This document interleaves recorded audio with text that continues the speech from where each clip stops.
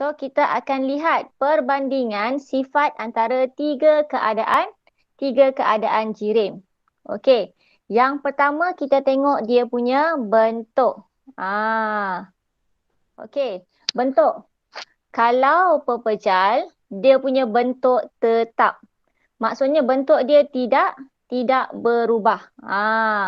So, kalau contoh botol ni bentuk silinder. Okey, ni kita cakap tentang botol Botol ni berbentuk silinder. Okey, macam mana pun dia tetap silinder. Betul tak? Cikgu ketuk ke apa kan lain lah kalau benda dah pecah. Okey, so bentuk dia tetap tidak berubah-ubah. Doesn't change. Okey, tidak berubah. Okey, itu pepejal. Kalau cecair dia akan mengikut bentuk bekas yang diisi. Okey, sebagai contoh cikgu ada cawan. Nampak tak cawan ni? Comel tak cawan cikgu? Okey, jap. Syuhada masuk. Okey. Eh. So, bentuk cawan ni ada melengkung sikit kat bawah. Ada corak-corak. Okey, cecair mengikut bentuk bekas yang diisi. Contohnya kat sini cikgu ada air. Okey, air dalam botol. So, botol ni berbentuk silinder. Straight pula tu. Bawahnya ada lekuk-lekuk. So, cecair mengikut bentuk bekas. Ada gas. Ada gas. Okey, mengikut bentuk bekas. So bentuk dia macam ni asal dia dan cikgu tuang dalam cawan. Okey. Nampak tak dia mengikut bentuk bekas. Kalaulah cikgu ambil air ni, cikgu letak dalam ais. So dia akan ikut bentuk jug cikgu ni pula. Nampak tak? Sedapnya air sejuk tambah ais kan? Okey, dia akan mengikut bentuk bekas. Kalau gas pun sama juga. Kalau gas, ingat tak sebelum ni cikgu ada tiup belon? Kalau cikgu tiup belon, belon tu bulat. Bulatlah jadinya. Ini belon untuk kelas lagi satu hari tu. Kalau belon tu bulatlah jadinya. Maksudnya kat sini dia mengikut bentuk bekas yang diisi. Cuba kalau cikgu tiup belon dekat belon yang panjang orang buat bani tu. So bentuk dia akan panjang juga. So dia mengikut bentuk bekas yang diisi. Okey. Mengikut bentuk bekas yang diisi. Okey. Untuk jisim pula. Okey. Untuk jisim. Okey. Pepejal mempunyai jisim yang tetap. Jisim ni maksudnya dia punya berat lah. Kalau kita panggil dia berat, kat bumi kita panggil dia berat lah. Jisim sebenarnya. Okey, jisim. Jisim dia tetap. Kalau cecair pun sama juga, jisim dia tetap. Tak kisahlah cikgu letak air dalam cawan ni, kemudian cikgu letak dekat cawan lain. Okey, kalau cikgu timbang jisim untuk cecair yang cikgu letak dalam ni, dengan ini tetap sama. Cikgu isi air dalam ni. Okey, timbang. Berapa berat cecair? Lepas tu cikgu pindah dalam cawan lagi satu. Isi balik. Jisim dia tetap sama. Tak berubah. Kalau gas, jisim dia tidak tetap. Ataupun tiada jisim tetap. Okey, itu untuk gas. Kemudian kita pergi kepada isi padu. Isi padu dekat sini, isi padu dia tetap. Cecair pun isi padu dia tetap. Sama juga kalau cikgu isi 50 ml air dalam cawan ni. Okey. Cikgu pindah dekat cawan lain. Masih lagi 50 ml. So isi padu dia tetap. Okey. Walaupun dia pada bekas ataupun pada bekas yang berbeza. Kemudian kalau gas dia akan mengikut isi padu bekas. Kenapa? Sebab gas dia boleh dimampatkan. So, kat sini bila gas dimampatkan, isi padu dia akan berkurang. Sebab itulah gas mengikut isi padu bekas. Okey. Kalau macam contoh, cikgu ada satu botol kosong. Okey. Cikgu nak contoh. Contohlah, cikgu ada satu botol air yang kosong. Okey, botol ni 1,5 liter. Boleh masuk air 1,5 liter. Okey. Kalau botol ni kosong, berapa isi padu gas dalam botol ni? Kalau botol ni boleh isi 1,5 liter air. Kalau penuh, 1,5 liter air. Kalau botol ni kosong, berapa isi padu gas dalam botol ni? 1.5. Yes, betul.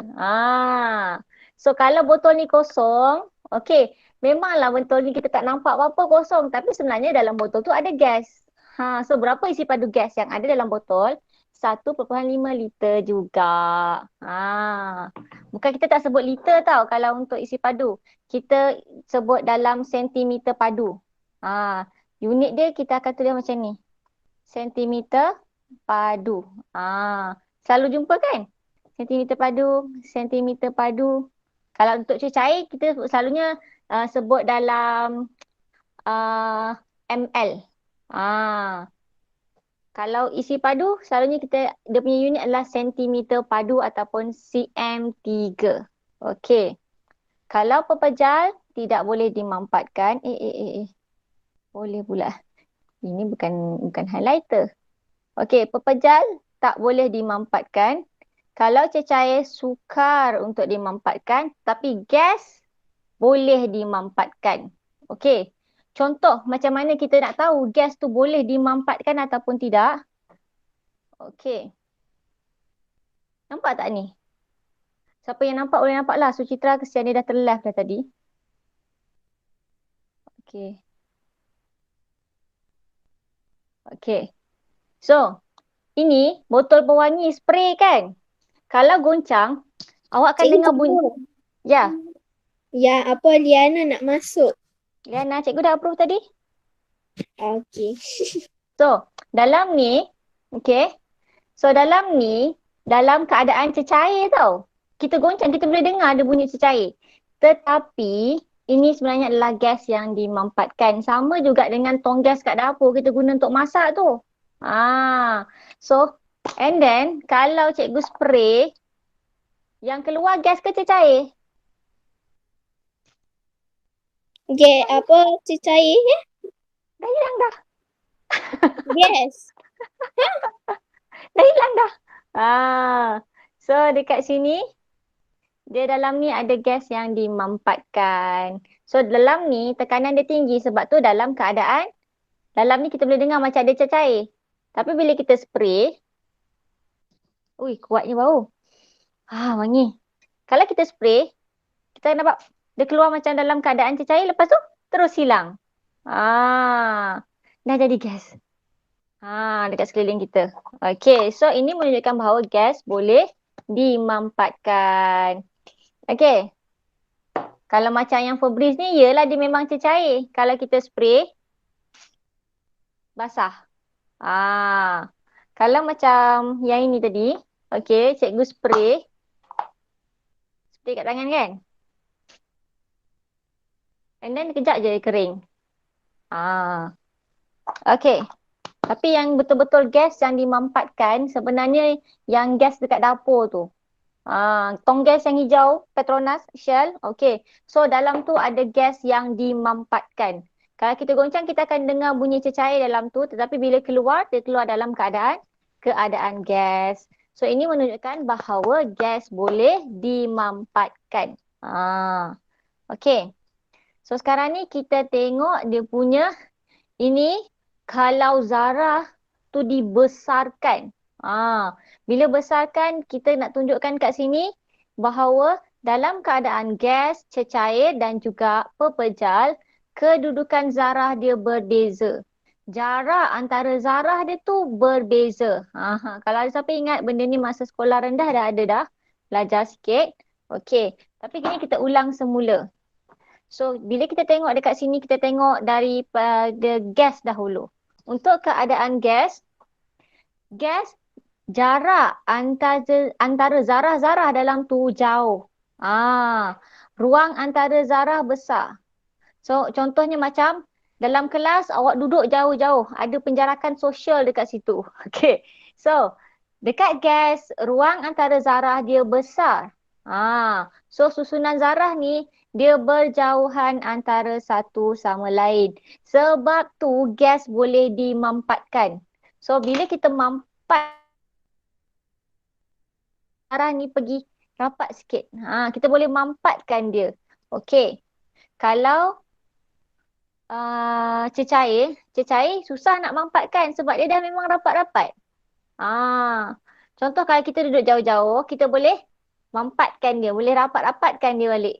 Okey, tapi kalau dalam keadaan cecair, kita nak mampatkan dia susah. Pepejal lagi lah tak boleh. Okey. So, pergerakan zarah bergerak secara rawak dan berlanggar antara satu sama lain. Okey. So, ingat zarah sentiasa bergerak. Bergerak secara rawak. Okey, kita tengok untuk keadaan cecair pula. Cecair, susunan zarah dia rapat. Nampak tak ni? Rapat-rapat ni. Okey. So, susunan zarah dia rapat-rapat. Okey, bebas bergerak, menggelongsor dan berlanggar antara satu sama lain. Okey. Cecair, pergerakan zarah dia bebas, boleh menggelongsor dan melanggar antara satu sama lain. Sebenarnya, ini yang menunjukkan, yang membolehkan, okey. Ini yang membolehkan cecair itu mengalir. Yang bolehkan you tuang cecair daripada satu bekas ke bekas yang lain. Sebab kalau dia tak boleh bergerak, kita tak boleh nak pindahkan, dia tak boleh mengalir. Okey, itu cecair. Kalau pepejal pula, okey. So untuk pepejal, ruang antara zarah dia sangat-sangat kecil. Maksudnya zarah ni sangat rapat antara satu sama lain. Tersusun sangat rapat. So, bila dah rapat sangat ni, dah tak boleh bergerak sangat. Dia cuma boleh bergetar pada kedudukan yang tetap. So, macam kita duduk dalam tren berhimpit-himpit lah. Kita tak boleh nak bergerak ke sini ke sana. Kita boleh macam ni je. Okey. Bergetar pada kedudukan yang tetap. Tak boleh pergi mana-mana. Macam kita sekarang ni, tak boleh pergi mana-mana. Bila lah baru boleh bergerak bebas.